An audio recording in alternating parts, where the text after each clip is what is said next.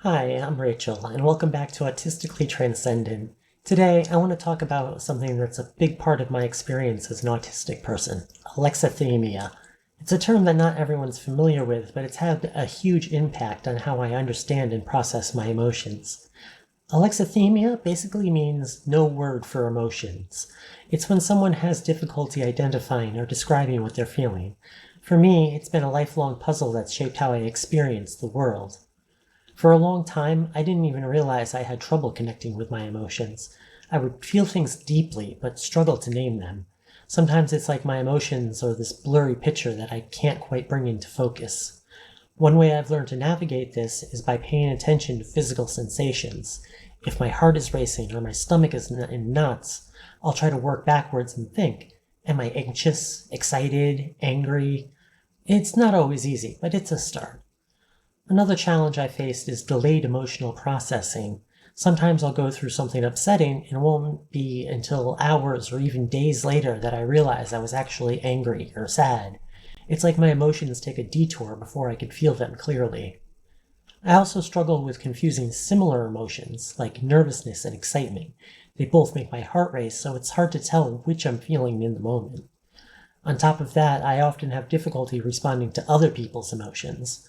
When someone's upset, I can see they're hurting, but I freeze because I don't know how to connect with their feelings in the moment. I find it hard to figure out exactly what someone is feeling at any given time.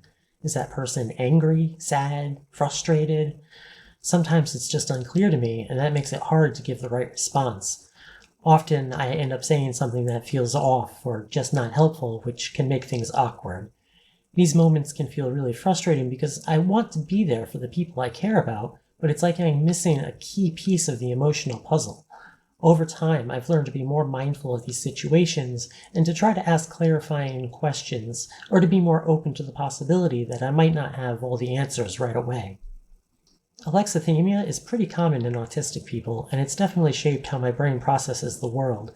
I tend to focus on logic and details, which can make it harder to tune into emotions that feel abstract or messy. I've also learned that my sensory sensitivities play a part. If I'm feeling overwhelmed by noise or light, it can drown out my emotional signals that I might have otherwise noticed.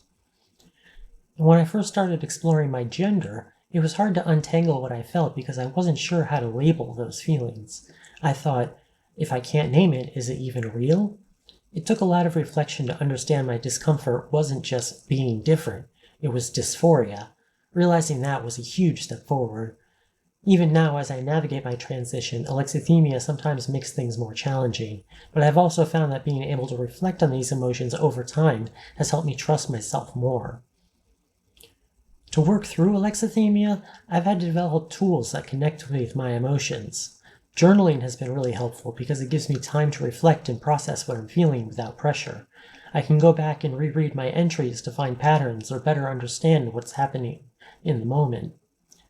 Like I mentioned earlier, emotion charts have been a game changer for me. They give me words when I can't find my own. And when I really need clarity, I talk to someone I trust, like a close friend or therapist, who can help me sort through things. These strategies have also been a big help as I work on my voice and other aspects of my transition. By understanding my feelings better, I can stay more connected to what I want and need. Alexithymia is one of those things that can feel isolating, but I've learned that it doesn't have to hold you back. It's just one part of who I am, and like everything else in my journey, I'm learning to work with it, not against it. If you've ever struggled to understand your emotions, whether you're autistic or not, I'd love to hear your story in the comments. And if you want to hear more about my journey and other experiences, make sure to like this video and subscribe for more.